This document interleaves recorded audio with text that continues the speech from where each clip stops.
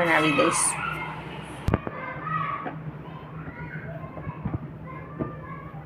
જોઈતા પ્રમાણમાં પાણી એડ કરતું જવાનું અને રોટલાનો લોટ મસ્ત ગૂંદવાનો. જેટલો ગૂંદીએ એટલો રોટલો બહુ મસ્ત થાય છે. મસળીને મસ્ત રોટલો થાય છે. બાજરીનો લોટ હોય તો મકાઈના લોટનો રોટલો બને, ગમે તેનો બનાવીએ. મસાલો બહુ પડતો હોય છે. જેટલો મસળીએ એટલો લોટનો રોટલો મસ્ત થાય છે.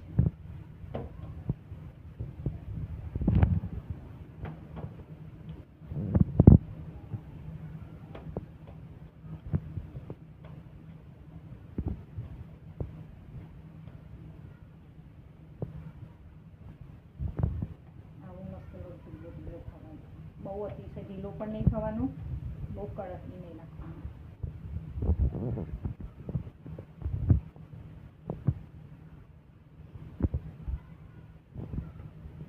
હાથમાં કોરો લોટ લગાવવાનો.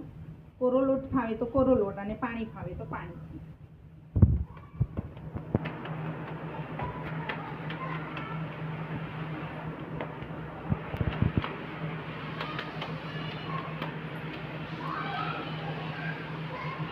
થોડીક રોટલો મસ્ત તૈયાર થઈ ગયો છે. એને આપણે તાવડી ગરમ મૂકી દીધી હતી. માટીની તાવડીમાં આપણે રોટલો બનાવવાનો હોય છે. હવે એની ઉપર હું મૂકી દઈશ. આપણો રોટલો મસ્ત તૈયાર થઈ ગયો છે. તાવડી ગરમ મૂકી દીધી છે અને આ રોટલા માટીની તાવડીમાં જ ખાવાની મજા આવે છે. એ રોટલો એને એકદમ શાંતિથી ધીરેથી આમ મૂકીશું એટલે મસ્ત થઈ જશે. હવે આ લોટ લાગેલો છે એની ઉપર થોડુંક પાણી આપણે લગાવી દઈશું.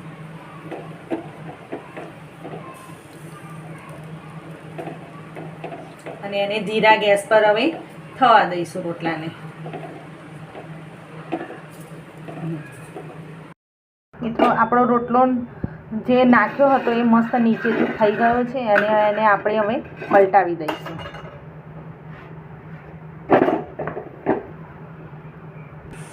મિત્રો આપણો રોટલો બંને બાજુથી મસ્ત શેકાઈ ગયો છે. સરસ શેકાઈ ગયો છે રોટલો. આ રોટલો તો ખાવાની બહુ મજા આવે. રોટલા સાથે ઘી ગોળ પણ બહુ મસ્ત લાગે. બાજરીના લોટના રોટલા તો ખાવાની કંઈક મજા જ કંઈક ઓર હોય છે.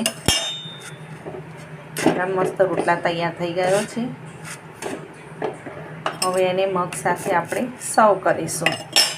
અચ્છા, તમે કઈ કઈ જગ્યાએથી વિડીયો જોવો છો તે મને કમેન્ટ્સમાં જરૂરથી બતાવજો. અને તમારે ત્યાં પણ બોળચોથનો ઉપવાસ કરવામાં આવે છે શ્રાવણ મહિનામાં, એ પણ મને જરૂરથી જણાવજો. કોણ કોણ બોળચોથ કરે છે, નથી કરતા, એ પણ જણાવજો. વિડીયો ગમે તો લાઇક, શેર એન્ડ સબસ્ક્રાઈબ જરૂરથી કરજો. Thank you.